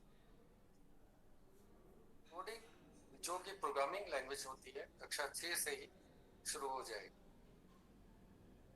और ऑनलाइन वर्चुअल लैब का भी एक प्रावधान सरकार करने जा रही है, जिसमें बच्चों के सारे रिकॉर्ड और बच्चों को प्रैक्टिकल एजुकेशन ऑनलाइन के माध्यम से भी दिया जा सके।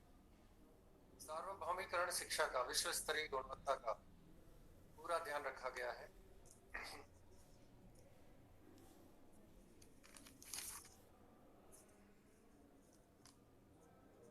और अब राष्ट्रीय शिक्षा नीति 2021 के कुछ मुख्य तथ्य मैं आपके समक्ष रखना चाहूंगा, जिसमें सबसे पहले इसमें है कि एकेडमिक बैंक ऑफ क्रेडिट।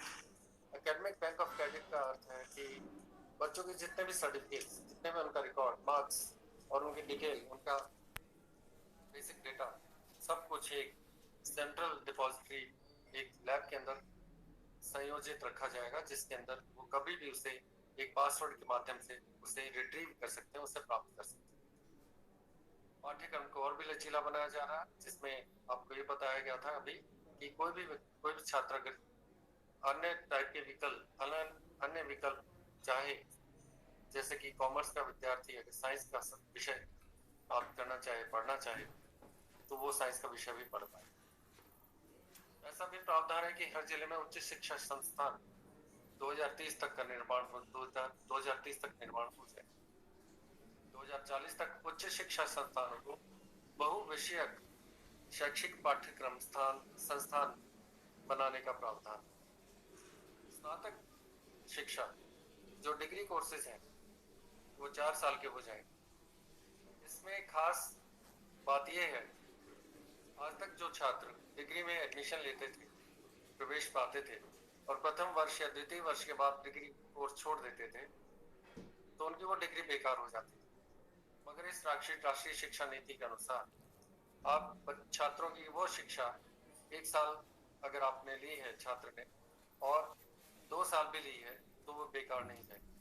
कोई छात्र अगर 1 साल पढ़कर डिग्री को छोड़ देता है, तो 1 साल के बाद उसे सर्टिफिकेट दिया जाएगा, जिसमें उसे लिखा जाएगा कि इस छात्र ने 1 साल की डिग्री कोर्स की शिक्षा प्राप्त की, और वो सर्टिफिकेट उसके आने वाली आगे की शिक्षा में सहायक होगा या किसी और तरीके से काम आएगा। अगर कोई छात्र 2 साल में डिग्री कोर्स छोड़ देता है, तो 2 साल के बाद उसे डिप्लोमा दिया जाएगा, और वो डिप्लोमा उसकी आने वाली शिक्षा में सहायक होगा। अगर कोई छात्र 3 साल की डिग्री छोड़ देता है, 3 साल कर लेता है, तो उसे डिग्री दी जाएगी और वो स्नातक डिग्री कहलाएगी। और कोई छात्र पूरे 4 साल कर लेता है, तो उसमें रिसर्च डिग्री के साथ उसे इंटर्नशिप के साथ पूरी डिग्री वो प्राप्त कर सकते हैं। तो इस प्रकार से हमारी जो स्नातक शिक्षा है, जो स्कूली शिक्षा के बाद दी जाएगी, उसका बहुत ही अहम बदलाव किया गया। नेशनल टेस्टिंग एजेंसी, एक राष्ट्रीय टेस्टिंग एजेंसी का स्थापना की जाएगी, जिसमें जो छात्र एकेडमिक शिक्षा प्राप्त करना चाहते हैं उनके लिए कॉमन एग्जाम होगा। जैसे कि आजकल अलग अलग यूनिवर्सिटीज अपना अपना एग्जाम लेती हैं, अपना अपना एक टेस्ट लेती हैं,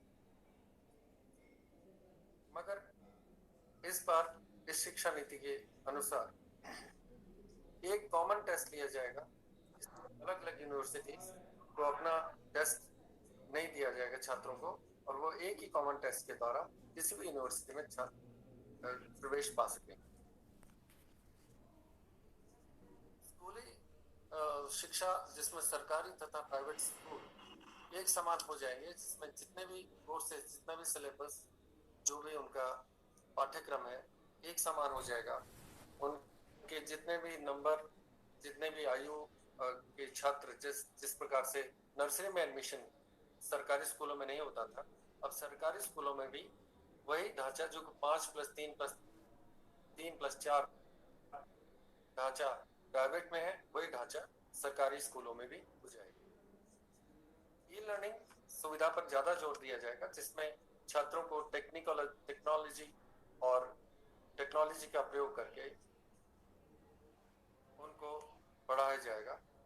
जिस प्रकार से ई लर्निंग आप देखते हैं कई स्कूलों में, आपने देखा होगा कि डिजिटल बोर्ड होता है और उसमें स्पीकर लगे होते हैं और टच स्क्रीन लगी होती है, उसके माध्यम से छात्रों को पढ़ाया जाए, उस पर ज्यादा। दिव्यांग विद्यार्थियों की सुविधानुसार अहम बदलाव के साथ पृथक संस्थान तथा पृथक पाठ्यक्रम का प्रावधान है। उनकी सुविधा अनुसार उनको पढ़ाया जाएगा। अब कुछ मैं आपको इस राष्ट्रीय शिक्षा नीति 2020-2021 के कुछ लाभ बताना चाहूंगा, जिसमें प्रथम ये लिखा है कि शिक्षा में तकनीक को बढ़ावा देना उसका उद्देश्य है। शिक्षा में क्षेत्रीय तथा मातृभाषा का समायोजन है, जिसके माध्यम से छात्रों को शिक्षा प्रदान की जाएगी। 2025 तक कक्षा 3 के सभी छात्रों के लिए संख्यात्मक ज्ञान तथा साक्षरता के उद्देश्य के लिए राष्ट्रीय मिशन की योजना बनाई जाए। साथ में ये भी लिखा है कि शिक्षकों को उनके कार्य प्रदर्शन पर पदोन्नति का प्रावधान है और बीएड को 4 वर्ष की अनिवार्यता कर दी गई है। बीएड 4 साल की हो जाएगी, जिसमें चौथा वर्ष इंटर्नशिप का कहलाएगा। राष्ट्रीय शिक्षा नीति के अनुसार एमफिल को समाप्त कर दिया जाएगा, जो कि अभी इसका कार्यक्रम चल रहा है। पाठ्यक्रम में कौशल विकास को प्राथमिकता दी जाएगी। बच्चों को कौशल विकास किया जाएगा ताकि वो प्रैक्टिकल एजुकेशन ज्यादा प्राप्त कर सके। आर्टिफिशियल इंटेलिजेंस सॉफ्टवेयर का भी प्रयोग शिक्षा को सरल बनाने में मददगार होगा, जो भी शिक्षा में एक और इस प्रकार का प्रावधान है। उनकी परीक्षा की रूपरेखा बदल दी गई है, जो कि राष्ट्रीय शिक्षा नीति के अनुसार चरणबद्ध तरीके से लागू की जाएगी।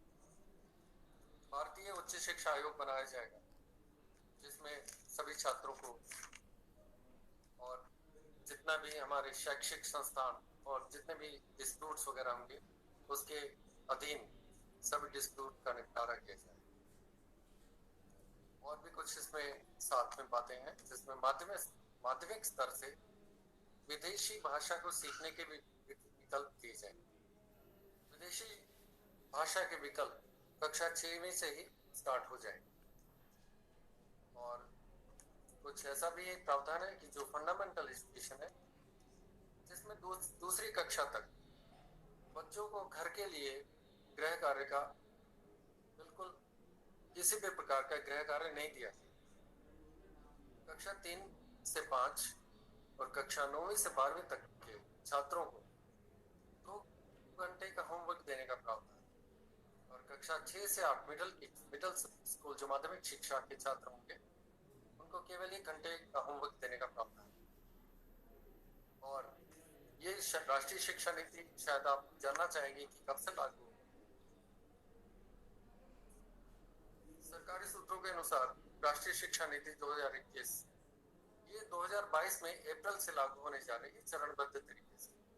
जो छात्र 2022 में फंडामेंटल एजुकेशन में प्रवेश पाएंगे उनको चरणबद्ध तरीके से साल दर साल राष्ट्रीय शिक्षा नीति के अनुसार शिक्षा दी जाएगी। जो छात्र अभी वर्तमान में जिस प्रकार से पढ़ रहे हैं वो सब बच्चे पढ़ते जाएंगे साल दर साल, परंतु जो छात्र 2022 में अप्रैल से प्रवेश पाएंगे नर्सरी में फंडामेंटल में, उन्हीं छात्रों को इस शिक्षा नीति के अनुसार शिक्षा प्राप्त करने का प्रावधान है। बाकी सभी छात्र वैसे के वैसे ही रहे।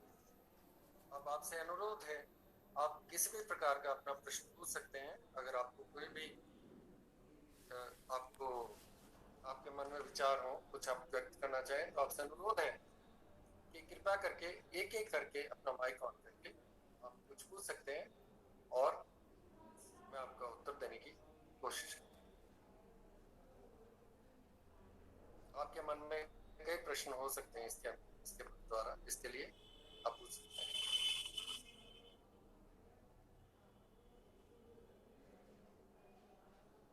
आपसे रिक्वेस्ट है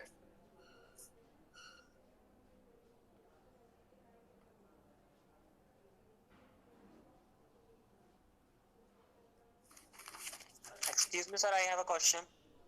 ये श्योर, आप बताइए। Sir, I'm a student of 11th standard, and in next session I will be promoted to 12th. So, as you said that the students who will be taking admission from 2021, they will be getting advantages of this. 22 next year. Yes. So then I will be getting any advantages of this, like I'm a commerce student, so I can study physics with account or not from next session or not. नहीं बेटे, जो जो बच्चे अभी पढ़ रहे हैं, जिस कक्षा में पढ़ रहे हैं, उनको वैसे ही जो आज का पाठ्यक्रम है, करिकुलम है, उनको उसे फॉलो करना पड़ेगा। मगर जो बच्चों का एडमिशन 2022 में होगा, मगर बच्चे आप ध्यान से सुन लीजिए, वो बच्चे जो छोटे बच्चे हैं 3 साल के उम्र के, वो बच्चे जब धीरे धीरे एक साल आगे बढ़ते जाएंगे, उनको राष्ट्रीय शिक्षा नीति के अनुसार शिक्षा प्राप्त करने का प्रावधान है। जो शिक्षा नीति में बदलाव है, वो उनको बदलाव का अवसर मिलेगा, आपको नहीं मिल पाएगा। जो छात्र अभी जिस प्रकार से हैं, वो वैसे ही रहेंगे। आप you cannot take any other subject, you cannot opt for the benefits of this national education policy 2021.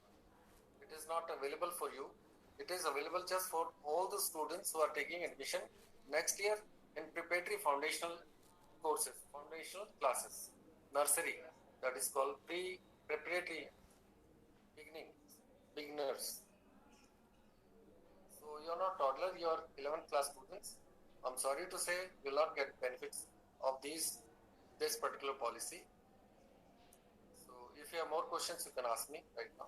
Sir, what about in degree courses and all? Sure, it is same. You don't have any privileges according to this particular education policy, as this policy is effective from April 2022 for those students who are taking admission at the age of 3 years, and they are getting admission in that basic class in Anganwadi or in just basic fundamental school. Not for you. Those students, when they grow up year by year, they will keep on getting the benefits of the same education policy. But I'm sorry to say, you're not going to get any kind of benefit from the same. Yes, sir. Thank you so much. Welcome, beta. My pleasure. And if अगर किसी और अभिभावक को किसी भी प्रकार का प्रश्न है, आपका स्वागत है। कृपया अपना माइक्रोफोन ऑन करिए।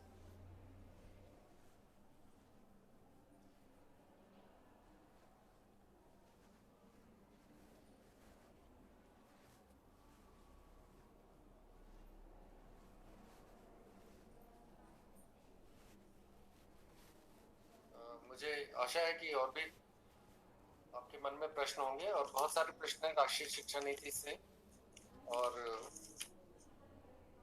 आप जान पाएंगे और इसके बारे में। और मुझे उम्मीद है कि मैं आपके प्रश्न का उत्तर दूंगा, पूर्णतः आपको संतुष्ट करने की चेष्टा करूंगा। आप कृपया मीटिंग ना छोड़ें, आप बने रहें। अगर आपके प्रश्न नहीं भी हैं तो भी आप, तो अब मैं कोशिश करता हूं कि कोई और प्रश्न पूछें तो मैं उनका उत्तर दूं।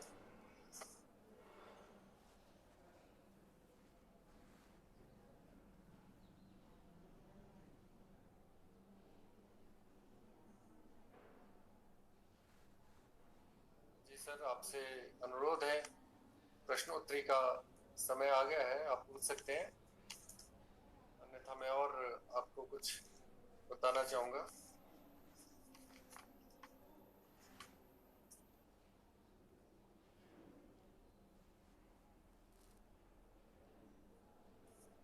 जी, मैं आपको फिर से इसको दोहरा देता हूं ताकि आपके मन में कोई शंका ना रहे, और कारण इसका एक और है कि आप सभी को इसका जानना बहुत आवश्यक है। राष्ट्रीय शिक्षा नीति के अनुसार ऐसा भी बताया गया है कि इसमें अभिभावकगण, छात्र, शिक्षक, संस्थान के मैनेजमेंट, सभी को राष्ट्रीय शिक्षा नीति में इन्वॉल्व होना बहुत आवश्यक है। इसमें हम सब एक जाल में एक नेटवर्क बनाएंगे जिसके अनुसार छात्रों के भविष्य को सुनहरा बनाने का हमारा पूरा योगदान रहेगा, जिसमें खास तौर से अब तक अभिभावक का रोल बहुत कम होता था, उनका एक पार्ट कम होता था, मगर अब हर प्रकार से अभिभावक का भी बिल्कुल पूरा सहयोग एक अपेक्षित है। और अभिभावकों को समय समय पर हर प्रकार की जानकारी छात्रों के बारे में दी जाएगी। छात्रों की जानकारी देना राष्ट्रीय शिक्षा नीति का अभी से आरंभ हो चुका है और सभी अभिभावकों को इसके बारे में जागरूक होना आवश्यक है। और मैं इसके बारे में थोड़ा सा दोहरा देता हूँ, जो कि एक बहुत ही आवश्यक है, जिसमें आपको याद रखना है कि शिक्षा नीति आखिर क्या है, जो कि आपके बालकों के लिए बहुत ही फायदेमंद साबित होने जा रही है। शिक्षा नीति में स्कूली ढांचे में जो बदलाव किया जा रहा है वो इस प्रकार है, जैसे कि 10+2 पद्धति अभी तक चल रही थी, उस पद्धति को थोड़ा सा बदल कर 10+2 के स्थान पर 5+3+3+4 कर दिया गया। 10+2 का अर्थ ये था कि कक्षा 1 से लेकर 10वीं तक तथा 11वीं और 12वीं 2 साल की शिक्षा 10+2 कहलाती थी, मगर अब इसको बदलकर 5+3+3+4 कर दिया गया है। वो इस अनुसार किया गया है कि कक्षा पहली और दूसरी के साथ 3 साल की कक्षाएं और जोड़ दी गई हैं। तो कक्षा पहली, कक्षा दूसरी तथा उससे पहले की जो कक्षाएं, वो जो फाउंडेशनल कक्षाएं हैं, प्री स्कूल या नर्सरी कहलाती हैं, जो उनको टोटल करके 5 साल का शुरुआत से कर दिया गया है। इसको कहा है फाउंडेशनल फेज, जिसमें आधारभूत शिक्षा का प्रदान की जाएगी। आधारभूत शिक्षा बच्चों को, ये बच्चे होंगे 3 साल की आयु से लेकर 8 वर्ष तक की आयु। ये छात्र प्री स्कूल प्रथम तथा द्वितीय कक्षा में शिक्षा प्राप्त कर सकेंगे। ये है फाउंडेशनल फेज, ये 5 साल का होगा। उसके बाद 3 साल हो गए कक्षा तीसरी, चौथी, पांचवी। पहले first, second, third, fourth, fifth primary में डालते थे, मगर अब कक्षा पहली, दूसरी, तीसरी ना करके पहली दूसरी को अलग कर दिया गया प्राइमरी से। अब प्रिपरेटरी एजुकेशन का नाम दे दिया गया, प्राइमरी एजुकेशन खत्म कर दी। कक्षा तीसरी, चौथी तथा पांचवी कक्षा ये प्रिपरेटरी कहलाएगी, जिसे आगे की तैयारी की फेज में डाला गया। अब जो नेक्स्ट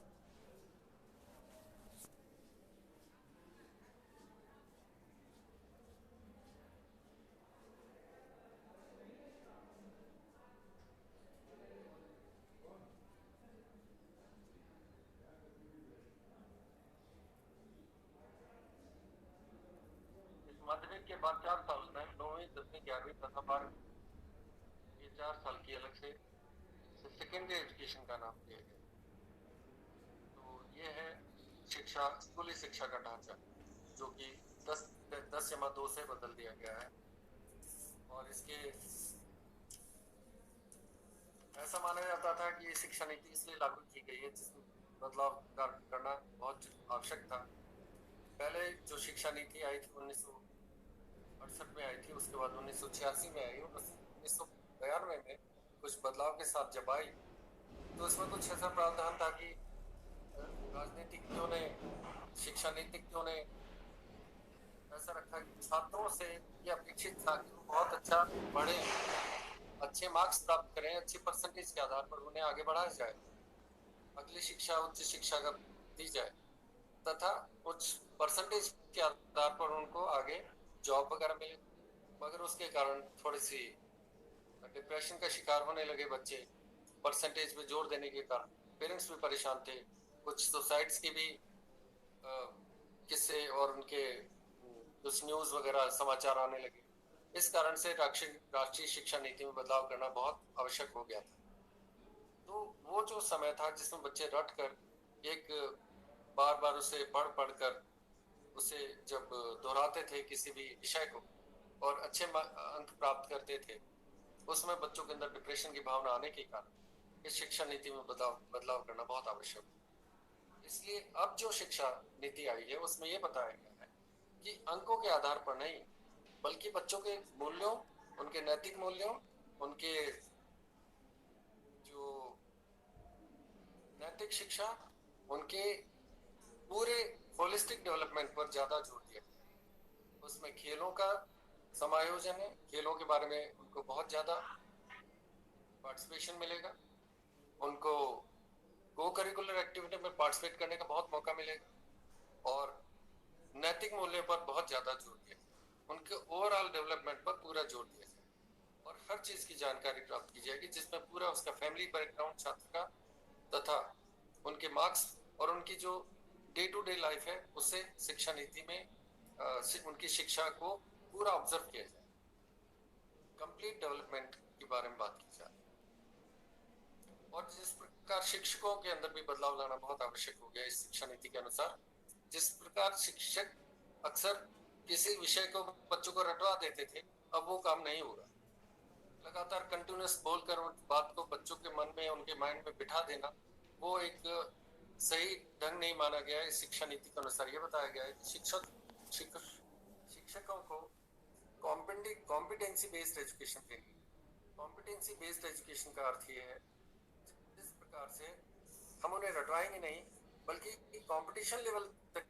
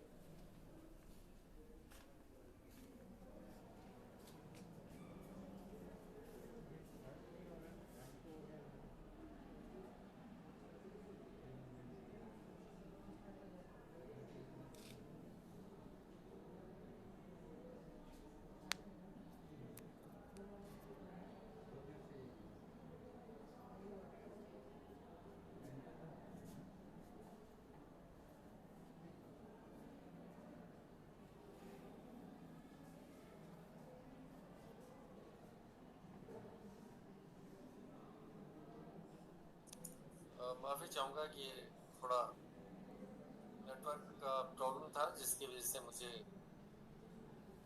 कुछ तकनीकी